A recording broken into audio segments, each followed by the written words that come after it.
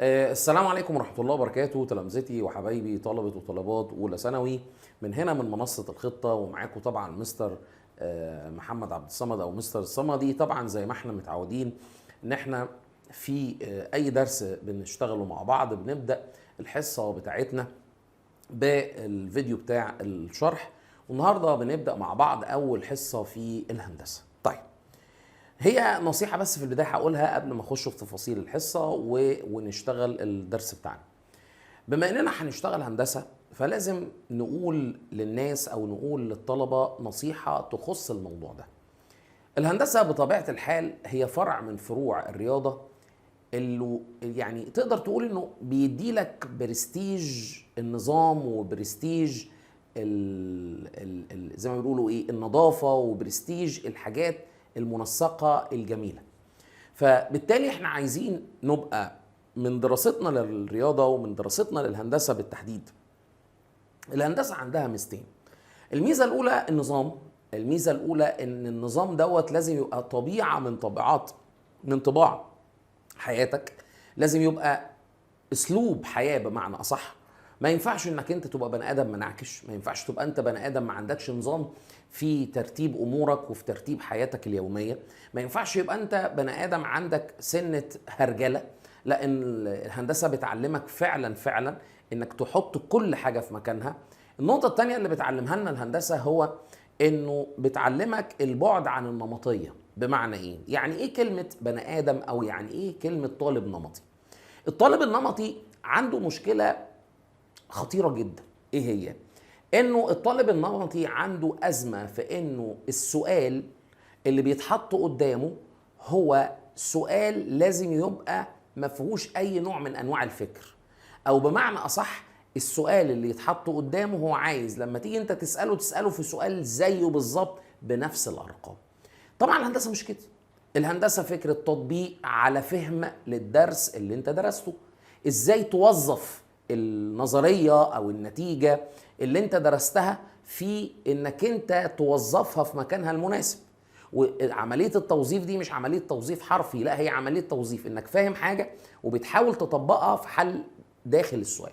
فاذا احنا عايزين يبقى ده سيستم حياتنا، ان احنا نبقى فاهمين احنا بنعمل ايه وبنعمله ليه وامتى نعمله. مهم جدا الحتة دي.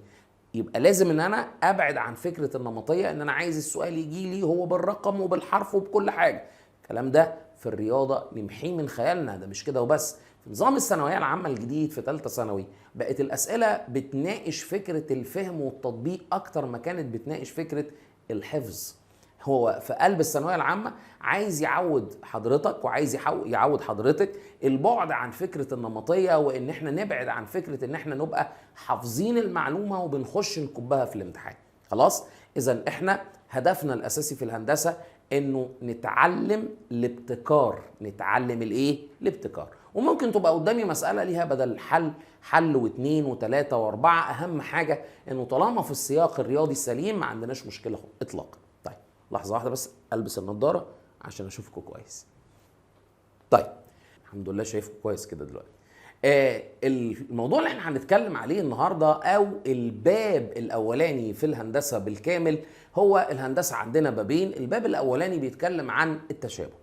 موضوع التشابه ما هواش موضوع جديد، لا، عدى على ودنا قبل كده وسمعناه قبل كده، وسمعنا موضوع التطابق قبل كده. يعني اذا المواضيع اللي احنا بنتكلم عليها دلوقتي ما هياش مواضيع جديدة، هي مواضيع قتلت بحثا قبل كده في الاعدادي ومرت علينا قبل كده في الاعدادي. طيب، التشابه عندنا او باب التشابه متقسم عندي بالظبط الى 3 اجزاء.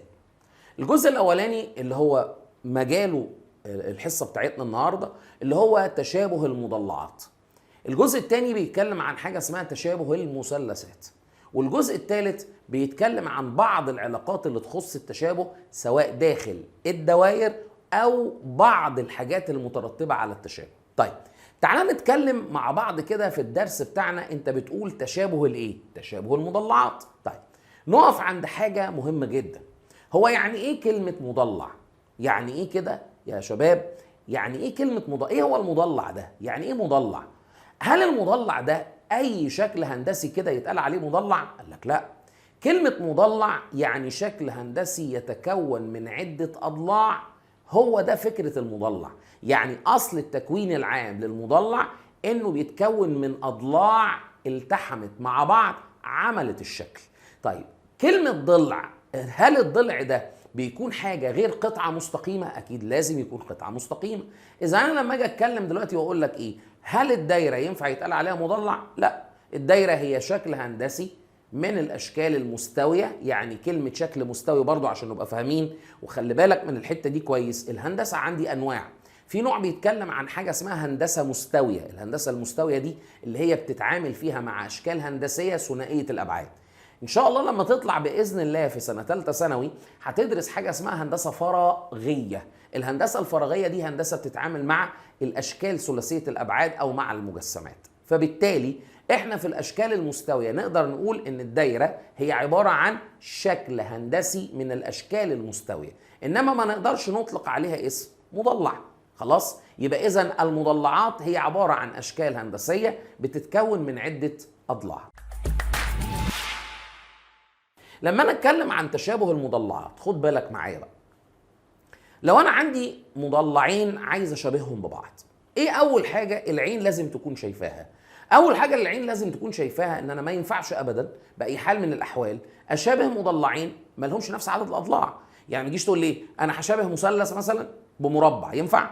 اكيد لا، بمجرد النظر هم مش شبه بعض. ليه؟ لان المثلث عنده 3 اضلاع، المربع عنده 4 اضلاع، فبالتالي ما اقدرش اشابه ما بينهم. يبقى اذا مهم جدا جدا ان المضلعات اللي انا داخل ان انا اشابهها تكون من نفس نوعيه عدد الاضلاع. طيب هنا بنقول انه عشان يحصل تشابه مضلعين، عشان يحصل تشابه مضلعين لهما نفس العدد من الاضلاع زي ما حكينا دلوقتي، ايه هي الشروط الواجبه اللي انا اقدر ابني عليها التشابه؟ قال لي بص، لازم يكون المضلعين دول، ركز في كلامي كويس، ليهم نمط مهم جدا اللي هو ايه بقى ده؟ لازم يكون الزوايا اللي موجوده في المضلع الاولاني تتساوى مع الزوايا المناظره اللي موجوده في المضلع الثاني. يعني لو انا بتكلم على شكل رباعي لازم ال4 زوايا في الشكل الاولاني يتساووا مع ال4 زوايا في الشكل الثاني. لو انا بتعامل مع شكل خماسي يبقى لازم ال5 زوايا في المضلع الاولاني يتساووا مع ال5 زوايا في المضلع الثاني.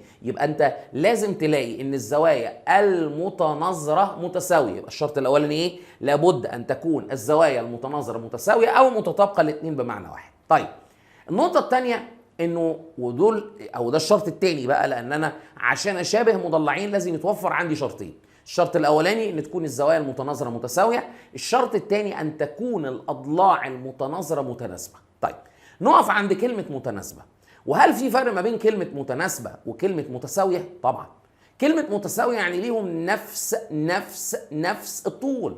وانا لو جيت كلمتك وقلت لك ان انا معايا مضلعين ليهم نفس الزوايا وليهم نفس الاضلاع من حيث الطول، ده بقى اسمه تطابق، لان هيبقوا الشكلين زي بعض تماما.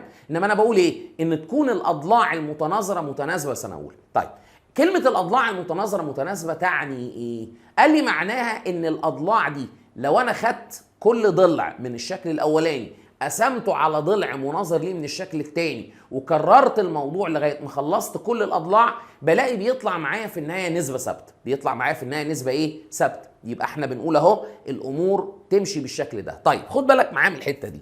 لو انا جيت قلت لك مثلا انا عندي ده شكل رباعي اسمه ا ب ج د، وعندي تاني قصاده شكل رباعي اسمه س ص ع ل، وجيت قلت ان زاويه ا وزاويه س طالما حطيت علامتين شبه بعض يبقى بيساووا بعض، زاويه ب وزاويه ص برضه متساويين، وزاويه ج وزاويه ع متساويين، وزاويه د بتساوي زاويه ايه؟ زاويه ل. كده بقت الزوايا المتناظره متساويه. طيب جيت قلت لك ايه؟ ده يا عم الحاج طوله 2، ماشي، وده طوله 3، وده كده طوله 4، وده طوله 5. قصاده هناك ده طوله 4، ده طوله 6، ده طوله 8، وده طوله 10. كلمة بقى ان الاضلاع المتناظرة متناسبة يعني ايه؟ معناه ان انا لما اقسم مثلا س ل على ا د 2 على 4 فيها النص، ولما اقسم ل ع على د ج 3 على 6 فيها نص، ولما اقسم س ص على أ ب 4 على 8 فيها نص، ولما اقسم ع ص على ج ب 5 على 10 فيها نص. ايه اللي حصل بقى يا نجم؟ اللي حصل دلوقتي انه انا لما قسمت كل ضلع على المناظر ليه طلعت في النهاية نسبة ثابتة اللي هي النص. كده نقدر نقول ان المضلعين دول شبه بعض. طيب لما نيجي نبص زي ما انت شايف قدامك دلوقتي، بنقول انه الشكلين اللي قدامك دول برضو زي ما انت شايف اللي هو شكلين من الاشكال الرباعيه. ده مضلع اسمه مضلع رباعي، وده مضلع اسمه مضلع رباعي. المضلع ده هو عباره عن أ ب ج د، وده س ص ع ل. طيب انا دلوقتي بقول لسعادتك اعمل حسابك ان زاويه أ هنا بتساوي زاويه س، وزاويه ب بتساوي زاويه ص، وعندنا زاويه ج بتساوي زاويه ع، وعندنا زاويه د بتساوي زاويه ل. هل ده شرط كافي لإثبات تشابه المضلعات؟ لا، لأن هما شرطين مع بعض ما ينفعش نقول عليهم شرط واحد. يعني النقطة التانية بقى قال لك لازم نلاقي، خد بالك من الكلام، يبقى أنت هنا شفت إن الزوايا المناظرة لبعض أو الزوايا المتناظرة في الشكلين بتساوي بعضها، ولكن هل ده شرط كافي؟ قال لك لا، الشرط التاني إن لازم تلاقي الأضلاع المتناظرة متناسبة. يعني هنا مثلا أ ب على س ص، وهنا ب ج على ص ع، وهنا ج د على ع ل، وهنا أ د أو د أ على ل س. طالما النسبة بتاعتهم نسبة متساوية يبقى ده معناه انه في النهاية النسب دي طالما تساوت يبقى انت وفرت الشرط التاني ان الاضلاع المتناظرة متناسبة. وده شرحناه لما جينا قلنا مثلا في الشكل ده ان 2 على 4 فيها نص، 4 على 8 فيها نص، 3 على 6 فيها نص، 5 على 10 فيها نص. طيب لما نيجي نقول انه بالوضع ده يبقى المضلعات متشابهة، عشان كده قلنا ايه؟ انه المضلع أ ب ج د يشبه المضلع س ص ع ل، والعكس صحيح. يعني ايه الكلام ده؟ يعني انا دلوقتي طالما حصل في الوضع اللي فات ان الاضلاع اتناسبت وفي نفس الوقت الزوايا تساوت، يبقى انا كده من حقي ان انا اقول ايه؟ ان المضلع الاولاني اللي هو أ ب ج د بيشبه المضلع الثاني اللي هو س ص ع ل. طيب قال لك والعكس صحيح. يعني ايه بقى والعكس صحيح؟ انت لما اثبتت التشابه اثبته باستخدام شرطين مع بعض، شرط تناسب الاضلاع وشرط تساوي الزوايا. طيب اقدر ان انا جيت في مساله عملت العكس معاك، جيت قلت لك ايه؟ اتفضل دول مضلعين انا بقول لك ان هم شبه بعض. يعني انت مش محتاج تثبت التشابه، لا ده انا اللي قايل لك في المساله ان المضلعين دول شبه بعض. ينتج عن ده ايه؟ ان اللي كنت بثبت بيه التشابه يتحول لاستنتاجات. يعني ايه؟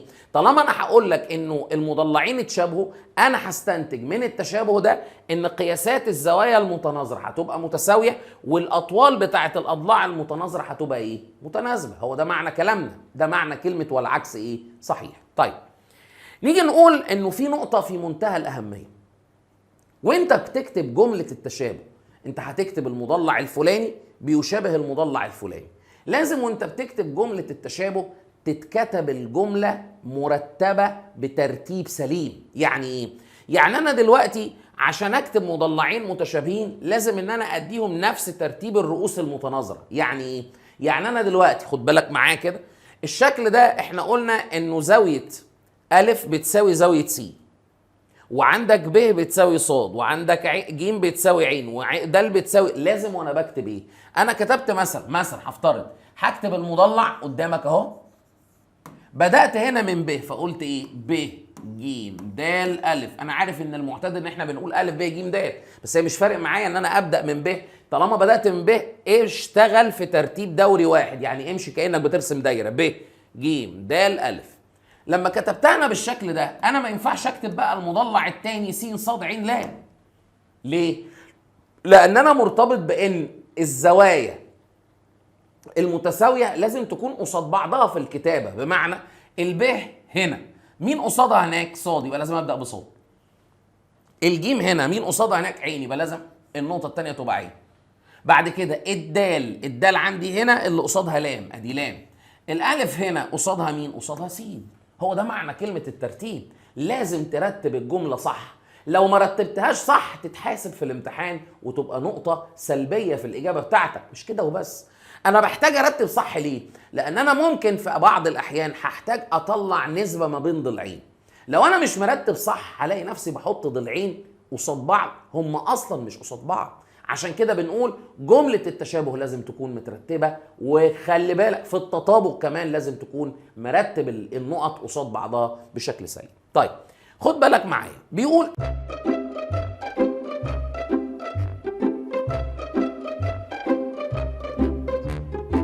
انا دلوقتي عندي المضلع ا ب ج د بيشبه المضلع س ص ع ل. طيب انا دلوقتي لما بقول لك رتب بقول لك رتب ليه؟ لانك لو عايز تطلع التناسب من الكلام المكتوب ممكن تستخدم الجمله نفسها. ازاي؟ ان انا لو خدت مثلا الالف ب كضلع، مش الالف ب ده ضلع من اضلاع الشكل، هاخد مين قصاده؟ انا خدت هنا الالف ب بالترتيب اهو، هاخد قصاده مين؟ س ص اهو. الف ب هنا هتبقى على س ص هناك اهو، يبقى انا اقول الف ب على س ص. بعد كده هنقول ايه؟ ب ج اهو، بص بص بص، ب ج هيبقى على مين؟ ص ع. بعد كده ج د هيبقى على مين؟ ع ل زي ما انت شايف. وبعد كده هقول انه د الف على ل س. اذا انت وانت بتتعامل مع جمله التشابه ترتيبها مهم، لان انا الترتيب ده بطلع منه نسب بعد كده، النسب دي لازم تطلع بشكل سليم. طيب طالما المضلعات دي متشابهه، قلنا المضلعات المتشابهه بينتج عنها تناسب زي ما انت شايف، وفي نفس التوقيت بينتج عنها برضو ان الزوايا المتناظره هتبقى متساويه. كل زاويه هنا، الزاويه دي تعتبر ا دي زاويه، ا دي زي ما هي نقطه او بتمثل راس من رؤوس الشكل، بس كل راس عندها زاويه، فالزاويه ا قصادها مين؟ س هناك، وب قصادها ص، وج قصادها ع، وده قصادها ل. بكده يبقى الزوايا هي كمان هتتساوي. طيب نيجي مثلا تعالى نشوف مثال على الكلام اللي احنا حكيناه ده، ونشوف المثال ده طالب مننا ايه وهنحله ازاي. ركز معايا. السؤال بيقول في الشكل المقابل عندنا المضلع ا ب ج د يشابه، ممكن هو يكتب كلمة يشابه او يحط لك علامة التشابه اهي. الشكل بتاعنا كلمة يشابه علامة التشابه، ده منظرها يشابه المضلع س ص ع ل. يعني ايه؟ يعني هو في المسألة قال لك وقال لك يا أستاذة إن المضلعين متشابهين. هو مش طالب إثبات التشابه، هو طالب مني إنه أنا التشابه ده هستخدمه إزاي في الطلبات بتاعتي. فبيقول أ د طوله 4 سم أهو موجود، عندنا د ج طوله 3، عندنا أ ب وس ل دول كل واحد فيهم طوله 6، وعندنا زي ما أنت شايف ص ع طوله 12 سم. طلباتك. الطلب اللي هو طلبه قال لي في 3 قطع مستقيمة عايزين أطولهم، عايزين طول س ص، عايزين طول ب ج، عايزين طول ل ع. اسمع بقى معايا. واحنا بنشتغل سنة أولى في أي مسألة تشابه على حسب الطلب بنحدد احنا هنستنتج ايه من التشابه. بمعنى لو الطلب ليه علاقة بأطوال يبقى أنت اللي محتاجه من التشابه النسب بتاعة الأضلاع أو التناسب اللي ما بين الأضلاع. طب لو الطلب ليه علاقة بزوايا يبقى انت محتاج فكرة الزوايا المتساوية اللي بتطلع من التشابه. لازم يبقى عندك قدرة على انك زي ما قلت لك ايه، اهم شيء تتعلم انك تتعامل مع السؤال ازاي، وتاخد الحاجة تحطها في مكانها المناسب، وتستخدم الحاجة بالشكل المناسب. فانا دلوقتي عايز استخدم التشابه في مسألتي بالشكل المناسب. طيب انا مطلوب مني اطوال اضلاع، يبقى عليك وعلى النسب اللي هتطلعها من التشابه هي اللي هتخدم مسألتك. يبقى انا لما اجي اعمل شغلي هقول ايه؟ هقول يا جماعة انا هبدأ السؤال واقول بما ان الشكل بجملة الكلام اللي انت قايله في المسألة أ ب ج د، أ ب ج د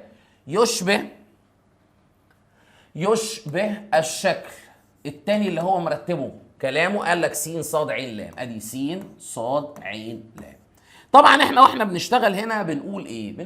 بنكتب طبعا الحل في صورة برهان، فاحنا هنا هنقول البرهان بتاعنا هيبقى عامل ازاي. ركز بقى معايا.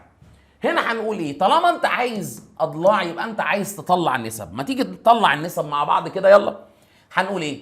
هنقول انه أ ب من هنا على س ص من هناك، وبعد كده نقول ب ج من هنا على ص ع من هناك، وهنساوي ج د من هنا على ع ل من هناك، ج د على ع ل، وهنساوي الكلام ده كمان بألف د على س ل، أول واحدة وآخر واحدة مع أول واحدة وآخر واحدة هناك اللي هي س ل. طيب كده احنا تمام.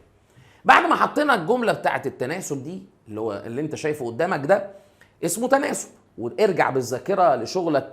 يمكن وانت في الابتدائي كانوا بيدرسوا لك الكلام ده، يقولوا لك انه التناسب هو عباره عن تعريفه هو عباره عن تساوي نسبتين او اكتر.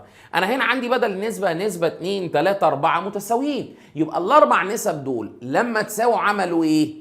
تناسب. عشان كده بنقول ان الاضلاع اللي انت شايفها قدامك دي، الاضلاع اللي فوق بتتناسب مع الاضلاع اللي تحت. اسمع بقى وركز. برجع لاصل السؤال واشيل كل حاجه واحط قيمتها اللي عندي. طيب قالوا لنا ان ا ب ده بكام؟ ا ب قالوا لنا ان هو ب6، يبقى انا هروح كاتب هنا 6 على. طيب س ص عندنا س ص طوله كام؟ لا ده مطلوب مننا اساسا، يبقى احنا هنكتب على س ص. الكلام ده بيساوي ب ج. تعالى كده نشوف ب ج. ب ج مش موجود فاحنا هننزله زي ما هو. اما ص ع فده طوله 12 زي ما المساله قالت، ادي كده 12 هتساوي ج د بكام؟ قال لي ج د عندنا ب3، ادي ال3. طيب وعين لام، قال لي عين لام عندنا في قلب المساله مش مذكوره. العين لام عندي في المساله مش مذكوره، يعني مش قايل لي طولها قد ايه. خلاص يبقى انا كده هبدا ان انا اشيل العين لام ولا اسيبها؟ هسيبها لان انا ما اعرفش طولها. الكلام ده بيساوي، طب ا د، ا د عندنا في المساله بتساوي 4 سم، يبقى انا هكتب هنا 4 سم. طب يا ترى س ل بكام؟ س ل عندنا ب6 سم. اسمع بقى، بعد ما انا حطيت الاطوال بتاعتي مكان الاضلاع، هبدا بقى اشوف انا عايز اجيب الاضلاع المطلوبه مني ازاي. الموضوع بسيط جدا.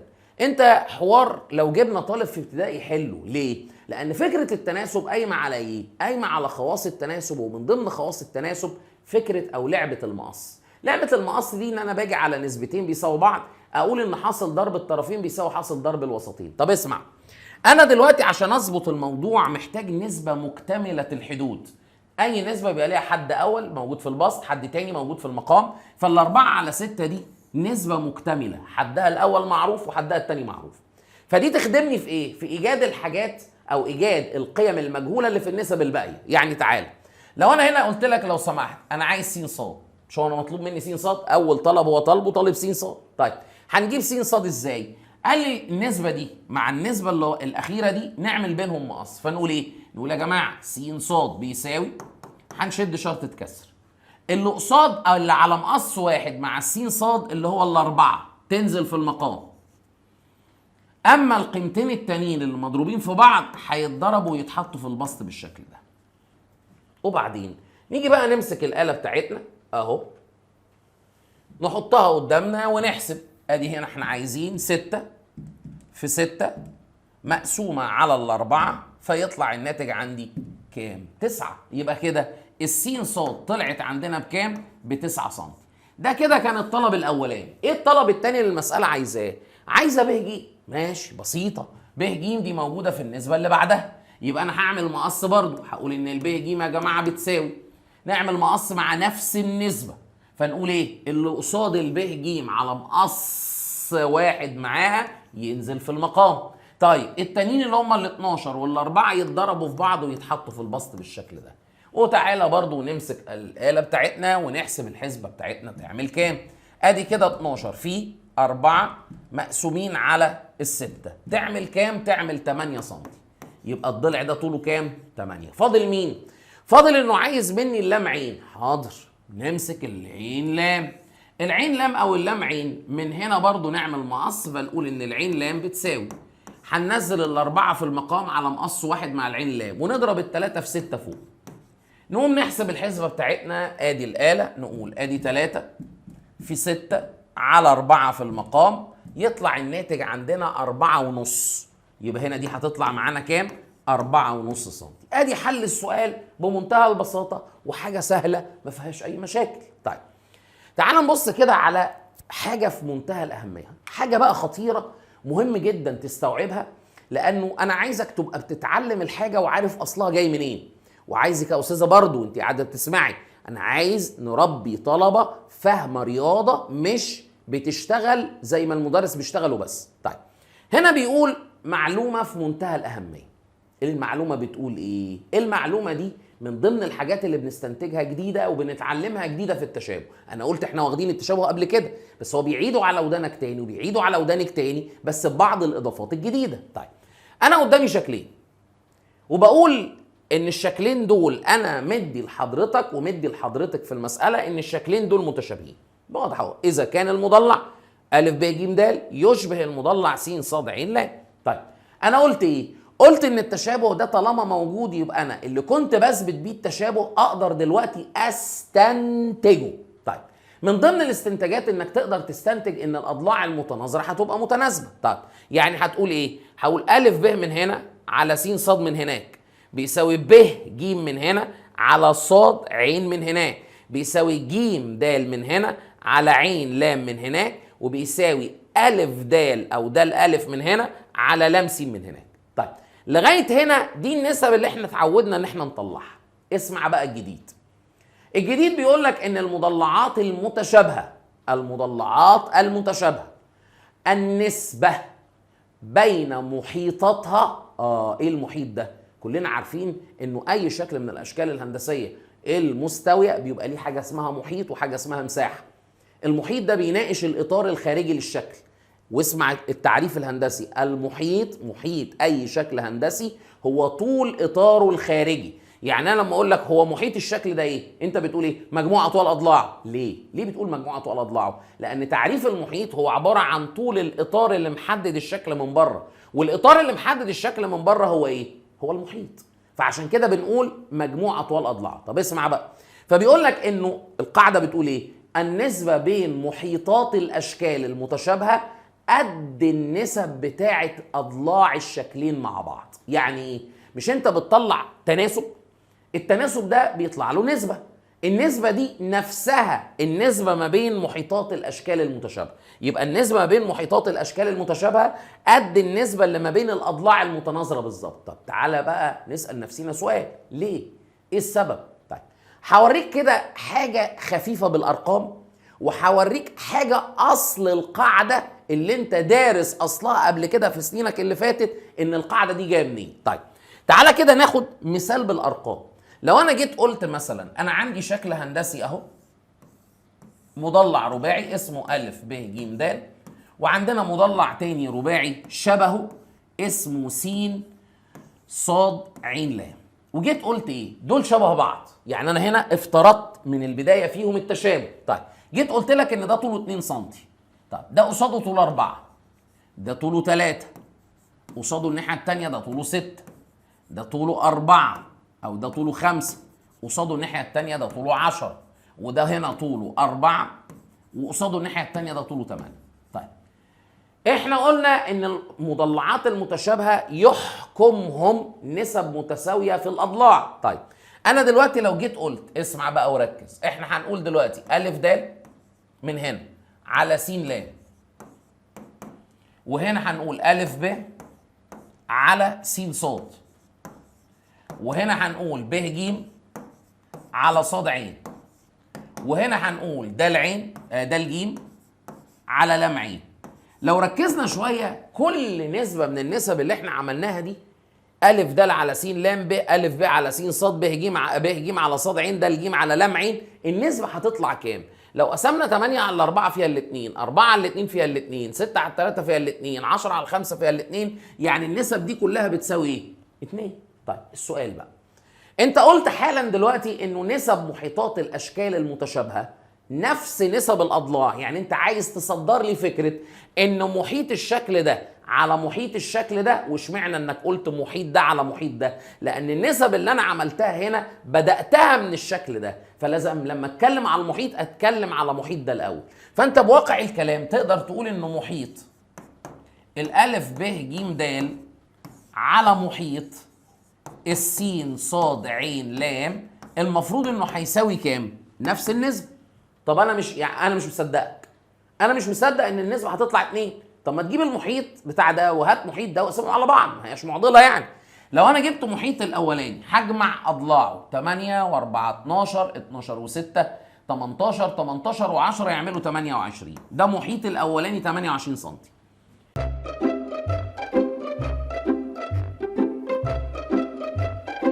طيب فاحنا لو جمعنا دلوقتي مع بعض الأربعة والاتنين والتلاتة والخمسة مع بعض هنشوف ادي 4 واتنين يعملوا 6 وتلاتة 9 وخمسة 14 سنتي. لو قسمنا ال 28 على ال 14 هيدونا كام؟ 2. يبقى طلعت النسبة فعلا هي نفس النسبة اللي ما بين الأضلاع ولا لا؟ طلعت كده. طيب تعال احكي لك برضو حكاية انت درستها قبل كده.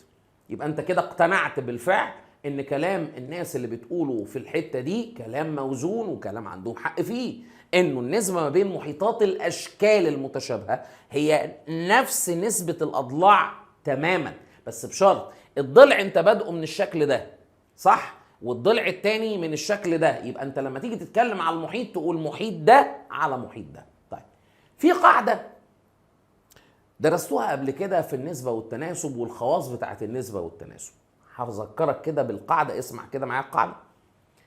القاعدة كانت بتقول هو انت درست للتناسب كذا حاجة، من ضمن الحاجات دي ممكن لو انت حابب تتذكرهم معايا برضو ممكن تدونهم عندك كنوع من انواع التذكر.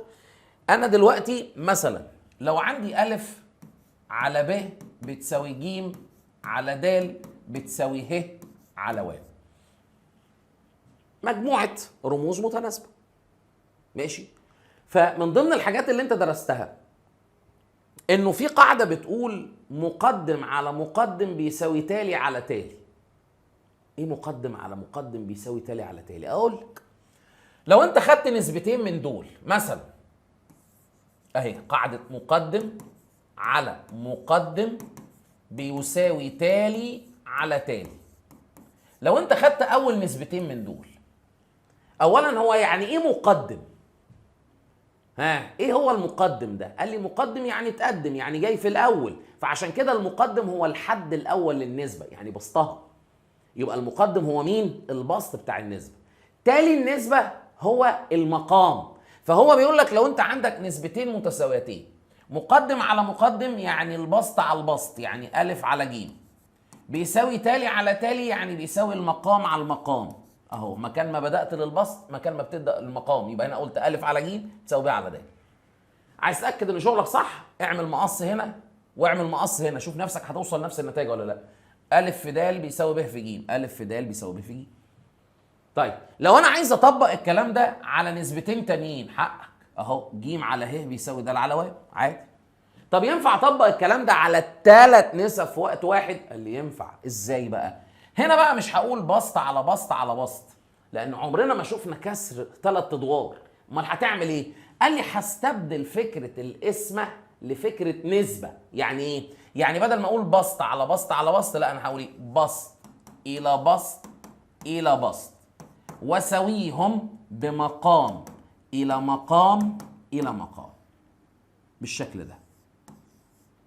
خلاص يبقى انا عملت ايه؟ بدل ما هبدا اكتب الموضوع في صوره كسريه طالما الموضوع زاد عن نسبتين بشتغلها بلغه النسبه. كل دي خواص في النسبه والتناسب. طيب من ضمن خواص النسبه والتناسب ودي خاصيه مش محتاجه يعني ان انا لو قلت لك عندك مجموعه من النسب متساويه يبقى مقلوبات النسب دي كمان كلها هتبقى متساويه.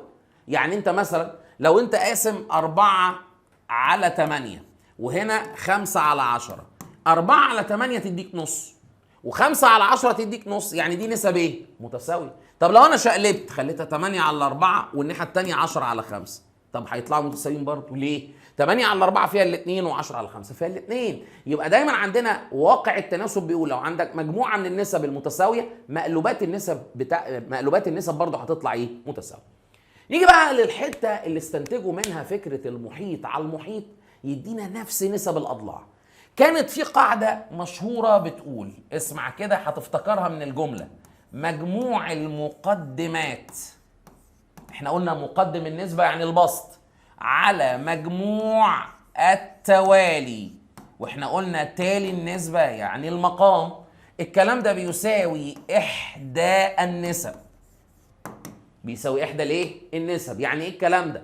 قال لك يعني انا معايا مجموعه نسب متساويه اهي، مجموع المقدمات بتاعتهم.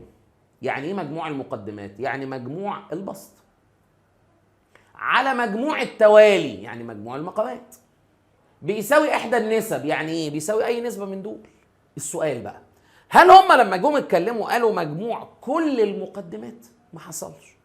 قالوا مجموع المقدمات وسكتوا. يبقى ده معناه ايه؟ ان انا لما حاجه اشتغل، بص كده وركز، لما حاجه اشتغل اقول ايه؟ اقول يا جماعه الالف على ب والجيم على د والهاء على واو اللي موجودين دول، انا من حقي اساوي اي واحده فيهم بمجموع المقدمات على مجموع التوالي. ايه بقى مجموع المقدمات؟ قدر ان انا مثلا عايز اطبق الكلام ده على نسبتين بس من الثلاثه، حقي. عايز اطبقه على الثلاثه، حقي. طيب لو انا هطبقه على النسبه الاولى والثانيه هقول ايه؟ مجموع المقدمات يعني الف زائد ج، مجموع التوالي يعني ب زائد د. طيب عندك هنا مثلا ج على د وهنا ه على واو، عايز تطبق عليهم الشكل ده مفيش مشكله، يبقى ج زائد ه على د زائد واو، براحتك. طب عايز تطبقه على الثلاث نسب، حقك، يعني تقول الف زائد ج زائد ه على ب زائد د زائد واو. عايز تتاكد ان الشغلانه دي صح، خد مثال بالارقام واشتغل عليه، موضوع بسيط، اقنع نفسك بالارقام. اهو هضرب لك مثال اهو. لو انا عندي هنا النص، كلنا عارفين انه بيساوي 2 على 4، كلنا عارفين انه بيساوي 3 على 6، صح كده؟ طيب انا بقول لك انه انا لو مسكت دول جمعت المقدمات، يعني 1 زائد 2 زائد 3، وجمعت التوالي حطيتها تحت 2 زائد 4 زائد 6، هيطلع نسبة بتساوي دول. طيب تعال نشوف. 1 و2 3 و3 6، تحت 2 و4 6 و6 12. الله، طب ما 6 على 12 لو اختصرناها هتدينا نص زي دول بالظبط. يبقى الكلام ده الناس عندها حق فيه. يبقى احنا عندنا قاعده بتقول مجموع المقدمات على مجموع التوالي بيساوي احدى النسب. تعال نستخدم القاعده دي بقى. بص خد بالك معايا. لو انا جيت قلت لك مثلا، خد بالك، النسب الاربعه دول جيت انا عايز اطبق عليهم فكره مجموع المقدمات على مجموع التوالي، فهضطر اعمل ايه؟ اعمل كسر يساويهم، هجمع الاضلاع دي كلها واحطها في البسط. طب تعال نسال نفسنا سؤال. انا لو جمعت الالف ب مع الب ج مع الجيم د مع الدال الف اللي هم موجودين كلهم 4 اضلاع في شكل واحد، ده يديني ايه؟ محيطه. ما هو ده يديني محيطه فعلا. ولو جمعت س ص مع ص عين مع عين لام مع لام س، هيديني ايه؟ محيط شكل تاني. عشان كده الناس اللي بتشتغل في الرياضه مش بتتكلم كده حاجات يعني زي ما بيقولوا كده حاجات من الهوا، لا، حاجات تخضع لاثباتات، تخضع لقواعد. ودينا شفنا ضربنا مثال بالارقام وضربنا مثال عن طريق قواعد تانية احنا درسنا. اذا احنا نطلع من الهيصه دي كلها مبدا ينفع نحل بيه مسائل. ايه هو المبدا ده؟ نسبه المحيط على المحيط زي نسب الاضلاع المتناظره تماما. خلاص؟ طيب تعالى كده نبص مع بعض على نقطة برضو من النقط المهمة. ايه النقطة دي؟ خلينا نقول قبل اي شيء، احنا عندنا درسنا في الاعدادي حاجة اسمها التشابه وحاجة اسمها التطابق. ايه الفرق ما بين الاتنين؟ هضرب لك مثال صغير جدا جدا يفهمك الفرق بين الاتنين. تخيل نفسك كده عندنا في وسط اصحابك او في بيوت او في بيتك، لو انت عندك توأم يعني، 2 توأم متماثل. عارف كرم وكريم؟ لا انا مش كرم انا كريم، والتاني يقول لك انا بقى مش كريم انا كرم. عارف الفكره دي؟ فانت عندك توأم متماثل، انت ما تقدرش تفرقهم عن بعض. ليه؟ لان هم اشخاص كوجهه عامه بالنسبه لك متطابقين. انما عندك 2 اخوات موجودين عندك في بيتك، او 2 اخوات انت تعرفهم مش توأم، انت بتبص لهم تحس ان هم ايه؟ عشان هم اخوات فيهم شبه من بعض. بس تقدر تقول ان هم اشخاص متطابقه؟ لا، ما اقدرش. بس ينفع تقول على المتطابقين ان هم متشابهين. يعني ايه؟ يعني انا الاتنين التوأم المتماثلين تماما دول هم متطابقين، انت ينفع في كلامك تقول ايه؟ تصدق انتوا فيكوا شبه من بعض؟ ينفع تقول. وينفع تقول ان انتوا يا اخي انا مش قادر افرقكم عن بعض، انتوا نسخه طبق الاصل من بعض. ده ينفع يتقال وده ينفع يتقال. انما 2 اخوات عاديين انت لما تيجي تتكلم عليهم هتقول ايه؟ تقول والله انا انتوا شكلكم اخوات، اصل انتوا فيكم شبه من بعض. بس انت ينفع تقول ان انتوا متطابقين؟ مستحيل.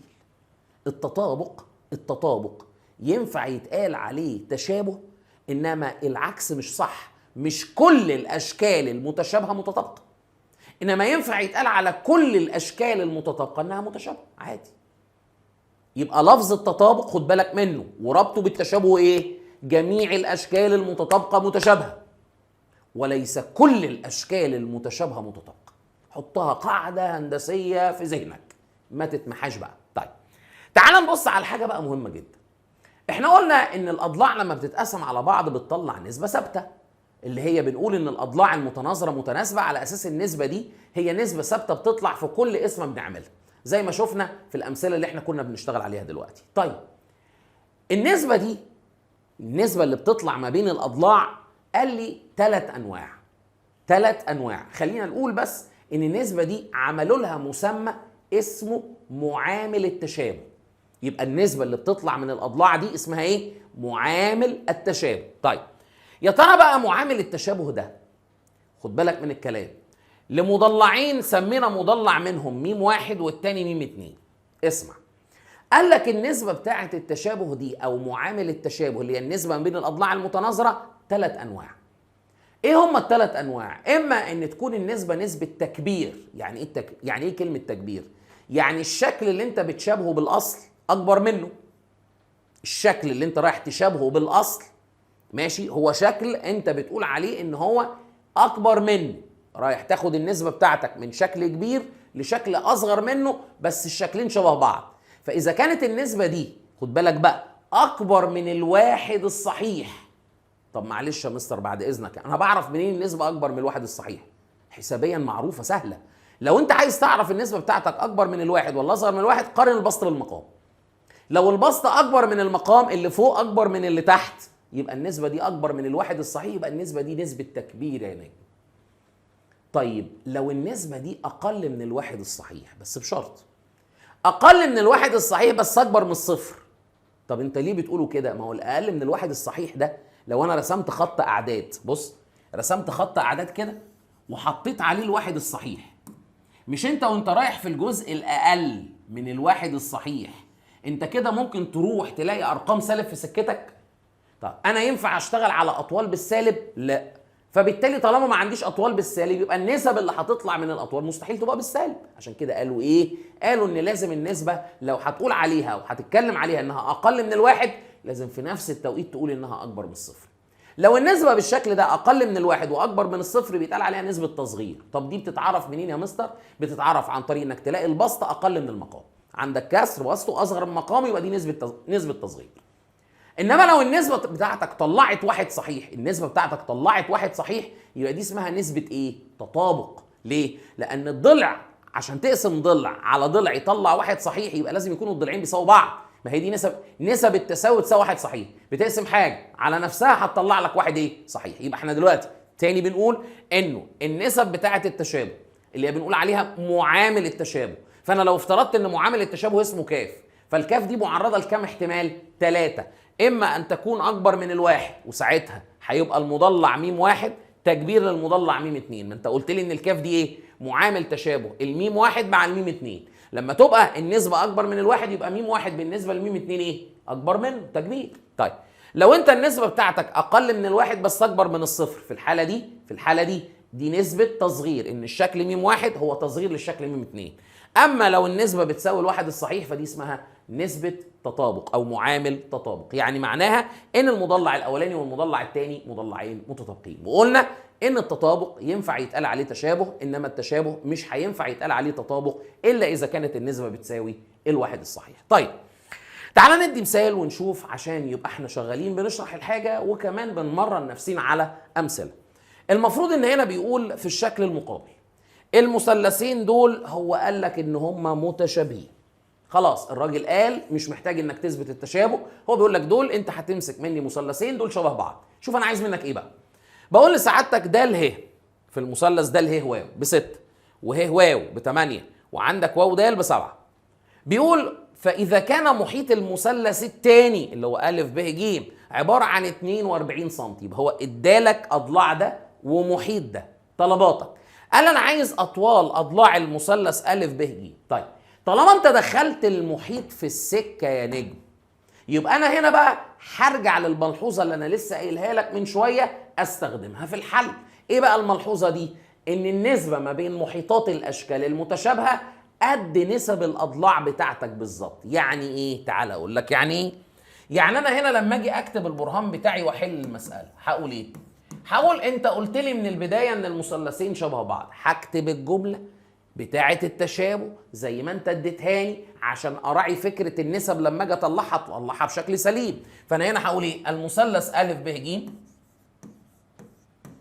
انت قلت انه شبه المثلث د ه واو، ادي د ه واو. الموضوع المطلوب مني انه عايز اطوال اضلاع، يعني ملوش علاقه بالزوايا. يعني طالما انت مالكش علاقه بالزوايا مش هتكلم عن الزوايا. يعني حاول دايما تقول الحاجه اللي انت محتاجها.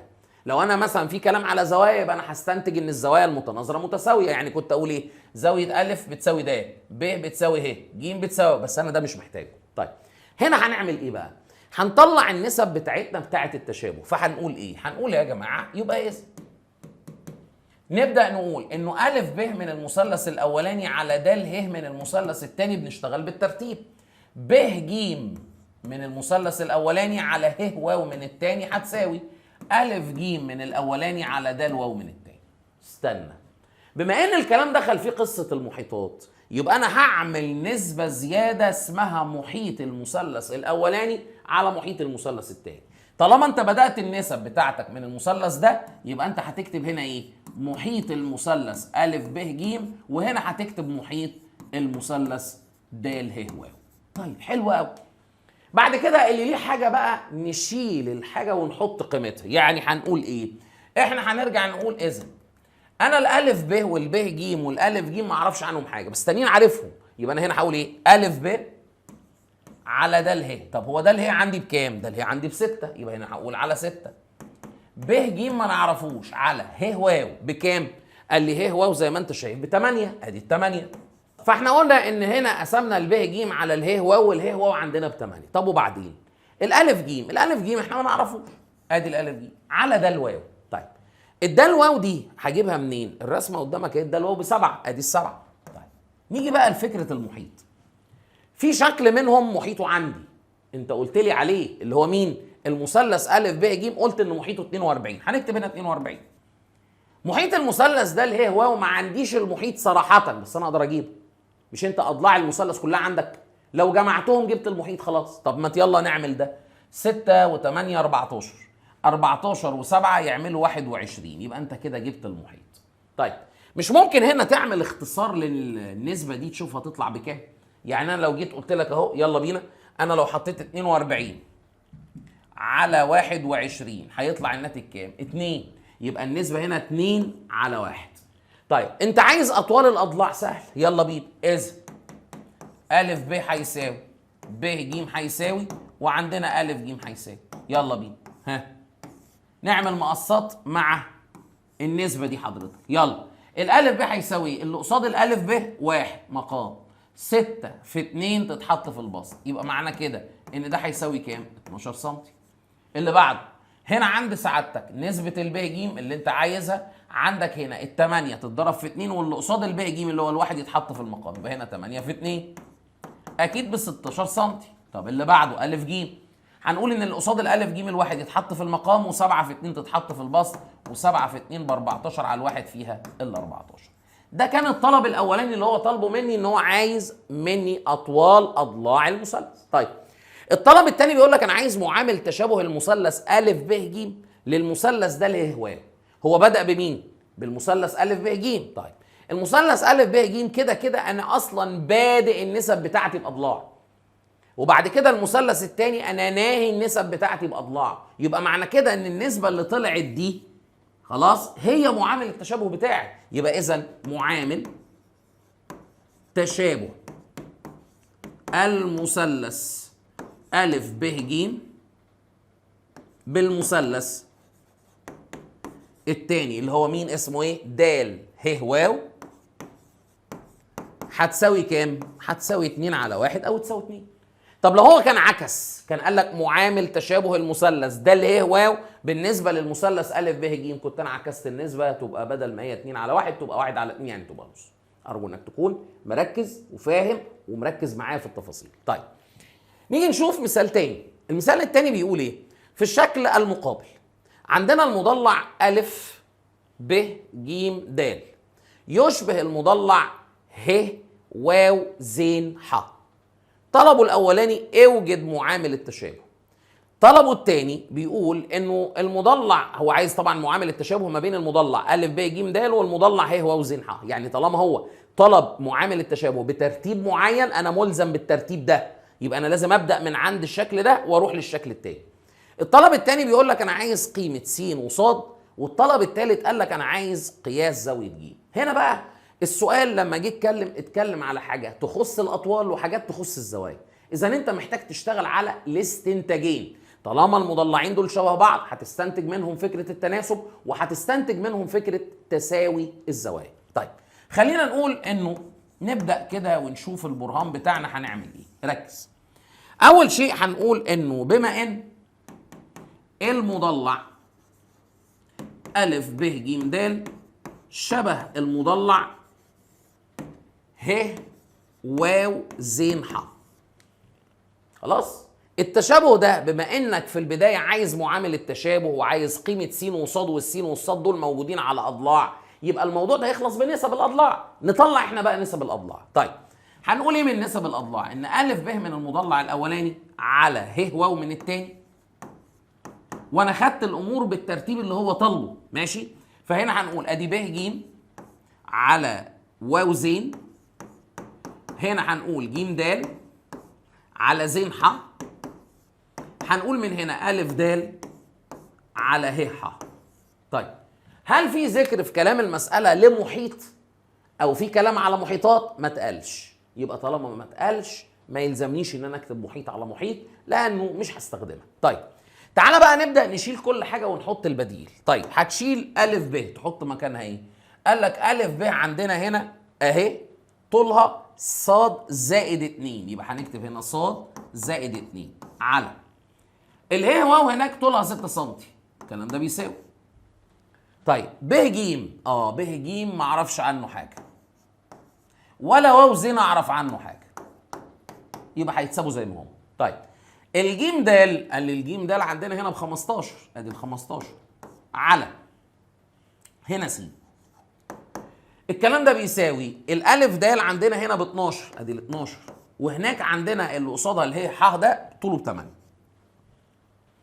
الطلب الاولاني في المساله انه عايز معامل التشابه. طب ما هو معامل التشابه اي نسبه من دول الناتج بتاعها يديك معامل التشابه. طب استنى، هي دي النسبه اللي انت شايفها قدامك دي مش نسبه كامله بسطها معروف ومقامها معروف، انت مجرد بس تعرف تبسيطها يطلع كام. اهو ادي 12 على 8 يطلع الناتج كام؟ 3 على 2، يبقى انت هنا 3 وهنا 2، يبقى النسبة بتاعتك 3 على 2. يبقى انت كده تقدر تقول لي اذا معامل التشابه اللي انت طالبه مني هيساوي 3 إلى 2 أو 3 على 2. طيب سؤال من واقع الكلام اللي احنا قلناه، لو سألتك نوع معامل التشابه، انا قلت لك عندك 3 انواع، تكبير تصغير يا اما تطابق. طيب 3 على 2 بسطة أكبر من مقام، يعني الكسر أكبر من الواحد، يبقى ده معامل تشابه إيه؟ تكبير. ده عشان لو طلب منك.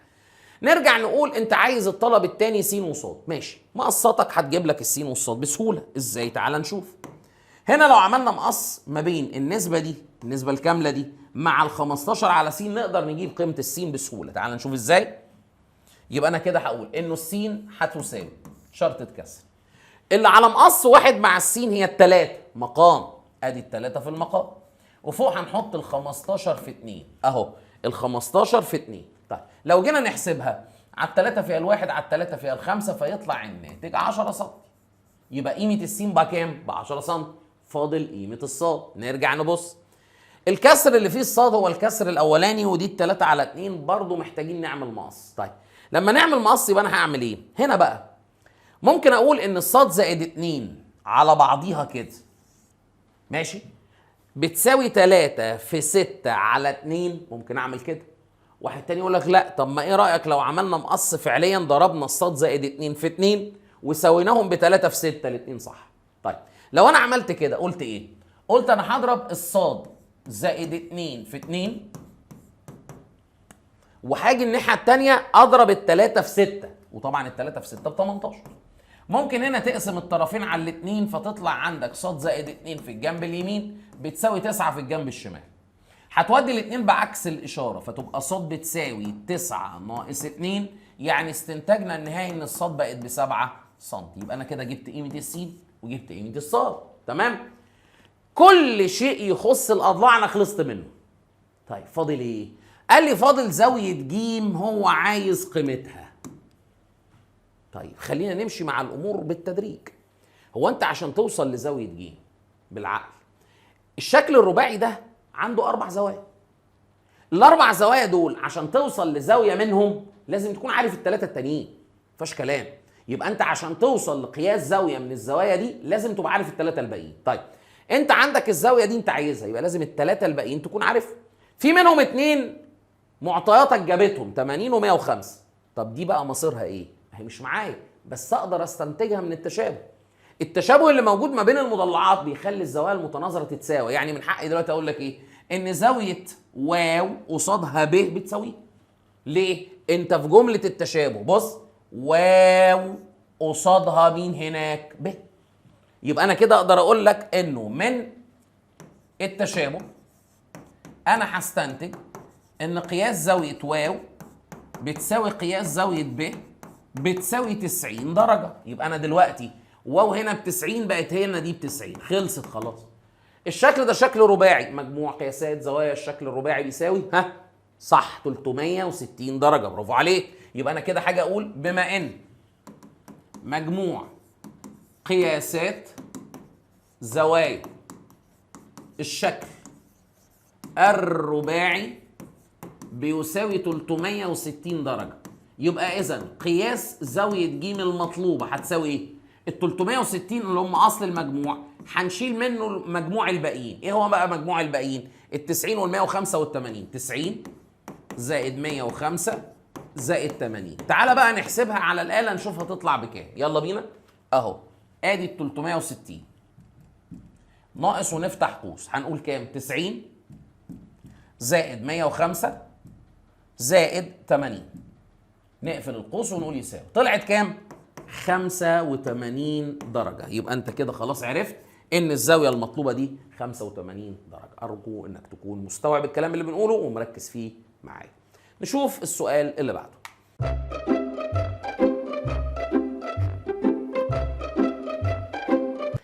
بيقول لي هنا أ ب ج ده المستطيل فيه أ ب ب 3 سم ب ج ب 5 سم. اوجد بعدي مستطيل آخر متشابه له إذا كان معامل التشابه بيساوي 1.2 مرة ومعامل التشابه بيساوي 4 مرة. طيب الموضوع هنا لما تيجي تشابه مستطيل بمستطيل فأنت لازم تلاقي الطول هنا متناسب مع الطول هنا والعرض هنا متناسب مع العرض هنا. ده طبيعي. طيب أنا دلوقتي بقول لك إيه؟ أنا معايا مستطيل اسمه أ ب ج د، عايز أجيب مستطيل تاني يشبهه. خلاص؟ طيب قدر معايا، ركز معايا كده.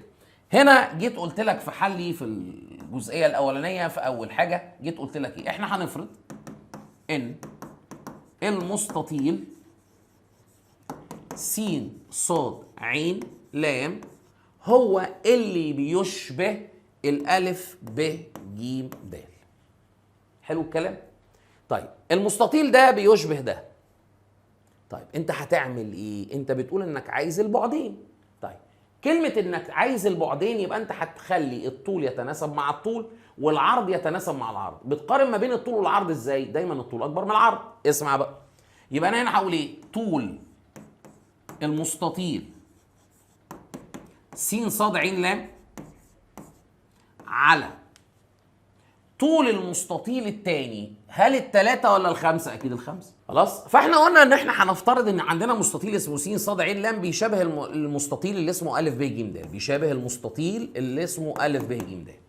فاحنا هنعمل المقارنة إزاي؟ طول على طول بيساوي عرض على عرض بيساوي معامل التشابه. طيب هنعمل إيه؟ ناخد طول الأول. طيب طول المستطيل الثاني 5، دايما الطول أكبر من العرض. هنا هناخده العرض بتاع الاول على عرض التاني 3. معامل التشابه بقى ده اللي هو يعتبر النسبة اللي انت شغال عليها ب1.2. طبعا 1.2 دي اعتبر ان مقامها 1 واعمل مقصاتك بقى. كده تقدر تقول ان طول الاول اللي هو المستطيل المشابه هيساوي 5 في 1.2 على 1. ده في ده على ده. طيب 5 في 1.2، تعال نشوفها. 5 في 1.2 يطلع الناتج 6، يبقى 6 سنتي. طيب بعد كده هنقول انه عرض المستطيل الاول هيساوي 3 في 1.2 على 1. يبقى احنا هنا هنشوف اهو، يبقى اول واحده كانت 5 في 2 في 1.2، دي هتبقى 3 في 1.2. طبعا هي مقسومه على الواحد اهو، ادي 3 في 1.2 على 1 ملهاش لازمه، لان كده كده الواحد في المقام ما بيأثرش، فهنا 3.6 سنتي. ده لو كان معامل التشابه 1.2. طيب لو كان معامل التشابه 4 هعمل ايه؟ هطبق نفس الفكره اهو. حاجه اقول ايه؟ حاجه اقول مثلا طول المستطيل المشابه على الطول بتاعنا هنا 5، وهنا عرض المستطيل المشابه على عرض المستطيل اللي معانا 3، او مساويهم بمعامل التشابه اللي هو كام؟ 4 ادي 4. يبقى اذا طول المستطيل المشابه هيساوي 5 في 4 اهو. تعالى نحسبها. 5 في 4 تطلع 2 سنتي. طيب عرض المستطيل المشابه هيساوي كام؟ 3 في 4. طبعا انت بتقول الكلام ده ليه؟ يعني 4 مقامها 1، اللي قصاد العرض هينزل المفروض في المقام، وانت بتضرب 3 في 4. طيب 3 في 4 هتدينا 1.2. 3 في 4 تطلع معانا 1.2 سنتي. ده حل السؤال. اعتقد السؤال مفيهوش مشاكل خالص. طيب من ضمن الحاجات المهمة جدا جدا جدا ان اللي انت لازم تبقى مدركها، حاجة احنا اتكلمنا عليها برضو في شغلنا، فبنقول ايه؟ ان المضلعات المتطابقة بتكون متشابهة، الملحوظة اللي انا حكيت لكم عليها، ويكون معامل التشابه لهما عندئذ بيساوي 1، ولكن قلناه ليس من الضروري او ليس بالضرورة ان يكون المضلعين المتشابهين متطابقين، مش شرط. طيب نقطة تانية، لو انت عندك مضلعين بيشابهوا مضلع ثالث، يبقى علاقة المضلعين، خد بالك بقى، المضلعين المشابهان لمضلع ثالث قال لك يبقوا ايه؟ متشابهين. يعني مثلا بالبلدي كده، عندك حسين شبه محمد وابراهيم شبه محمد، يبقى حسين وابراهيم مالهم شبه بعض، لان الثلاثة هيبقوا شبه بعض. عشان كده هي جملة مسلم بيها، المضلعان المشابهان لمضلع ثالث بيبقوا ايه؟ متشابهين. طيب من ضمن الحاجات المهمة برضو اللي انت لازم تكون مدركها وعارفها، في حاجة اسمها المضلعات المنتظمة. طيب ايه المضلع المنتظم؟ قال لي بص يا سيدي، المضلع المنتظم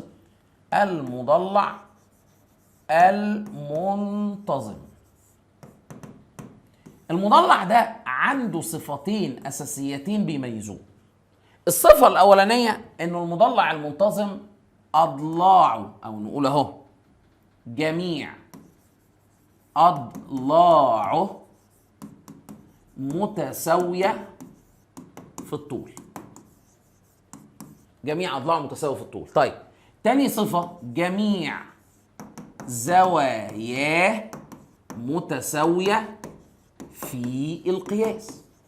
يبقى انت عندك مبدأ ان المضلع المنتظم عنده ميزة مهمة جدا، كل اضلاع متساوية، كل زوايا متساوية. زي مين كده؟ المثلث المتساوي الاضلاع مثلا، المربع، المثلث المتساوي الاضلاع زواياه كلها ستينات واضلاعه كلها قد بعض، المربع زواياه كلها تسعينات واضلاعه كلها قد بعض. ايه الكلام اللي انت عايز تقوله؟ اسمع بقى.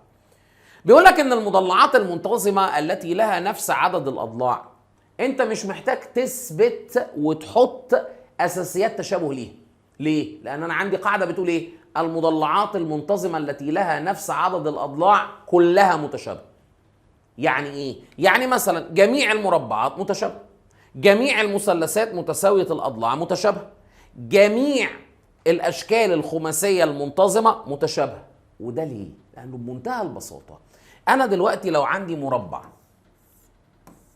وفي مربع تاني شبهه او مربع تاني اصغر منه كده، ده كل اضلاعه قد بعض وده كل اضلاعه قد بعض، ده كل زواياه 90 وده كل زواياه 90. هي ايه بقى الشرط اللي بتبني عليه تشابه المضلعات؟ ان الزوايا المتناظره تبقى متساويه، ده كله تسعينات وده كله تسعينات، ادي الشرط ده اتحقق. تاني شرط ان الاضلاع المتناظره تبقى متناسبه. استنى، طب ما الموضوع بسيط، لما يبقى ده كله اتنينات وده كله خمسات، فتقوم انت لما تيجي تقسم كل ضلع من هنا على ضلع من هنا هيطلع لك نسبه ثابته 2 على 5 2 على 5 2 على 5 لغايه ما نخلص الاربع اضلاع. يبقى بالفعل شبه بعض ولا مش شبه بعض؟ اذا انا دلوقتي لما يتحطوا قدام مني مضلعين وانا عارف ان هم مضلعات منتظمه، هل انا محتاج ادور على اسباب تشابه؟ لا، خلاص، المضلعات المنتظمه التي لها نفس عدد الاضلاع متشابهه. طيب، لما بنيجي نتكلم برضو هنا في سؤال زي اللي احنا شايفينه قدامنا ده، خد بالك لما انت تديني السؤال بمنظر لفظي زي كده وتقول لي لو سمحت دور على قيمه مين، موضوع بسيط. اقرا السؤال كده وامشي في تفاصيله. بيقول لك ايه؟ المضلع ا ب ج د يشبه المضلع س ص ع ل. تمام. فاذا كان ا ب طوله 32 وب ج طوله 40 وس ص طوله 3 م ناقص 1 وص ع طوله 3 م زائد 1، اوجد قيمه م العدديه. بسيطه. الموضوع هنا واضح من السياق العام، ليه علاقه بايه؟ بالاضلاع. هو اداني اضلاع ما ادانيش زوايا، يبقى انا دلوقتي اعمل ايه؟ اخد من جمله التشابه يا باشا واشتغل. طيب، عايزك بقى تحاول تحل السؤال ده لوحدك، ولما تخلص حل زي ما قلنا اقفل الفيديو، ولما تخلص حل افتح الفيديو وشوف الحل نظامه ايه. طيب، خد بالك معايا. هنا هنقول بما ان المضلع ا ب ج د يشبه المضلع س ص ع ل، وطالما دي جمله تشابه هو مديهاني يبقى هي مترتبه، هطلع منها النسب بتاعتي. يلا هنقول ان ا ب من المضلع الاولاني على س ص من المضلع الثاني ثم ب ج من الاولاني على ص ع من الثاني ثم ج د من هنا على ع ل من هناك ثم ا د من هنا على س ل من هناك. ابدا بقى شيل كل حاجه وحط قيمتها. هتشيل الالف ب وتحط 32. طيب، هتشيل السين صاد وتحط 3 م ناقص 1. طيب، مين اللي عندك قيمته تاني؟ ب ج، يبقى انت هتشيل ب ج دي وتحط مكانها 40. وبعد كده هتشيل الصاد عين وتحط مكانها 3 م زائد 1. الباقيين مش محتاجهم في حاجه، لان دول كفايه قوي اقدر اطلع منهم اللي انا عايزه. ازاي؟ قال لي بسيط. حضرتك هتيجي تقول لي هعمل مقص، هقول 40 في 3 م ناقص 1، ده في ده يعني هساويها ب 32 في 3 م زائد 1. وعشان ال 40 مضروبه في القوس وال 32 مضروبه في القوس فانا من حق اختصرهم.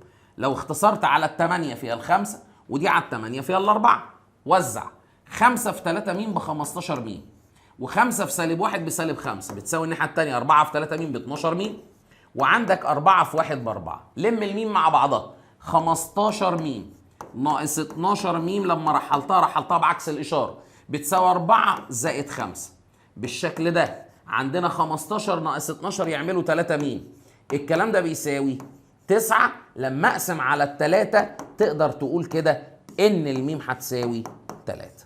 اعتقد ان الموضوع بسيط وسهل ما فيهوش اي مشاكل.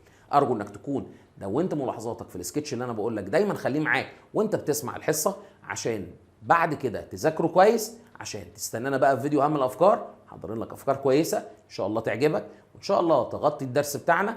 نشوفك بقى في فيديو اهم الافكار، ونقول لكم دايما ببقى سعيد في وجودي معاكم باذن الله. باذن الله موفقين، واتمنى من الله عز وجل ان احنا نبقى الجسر اللي تعبروا عليه للتفوق باذن الله. نقول لك السلام عليكم.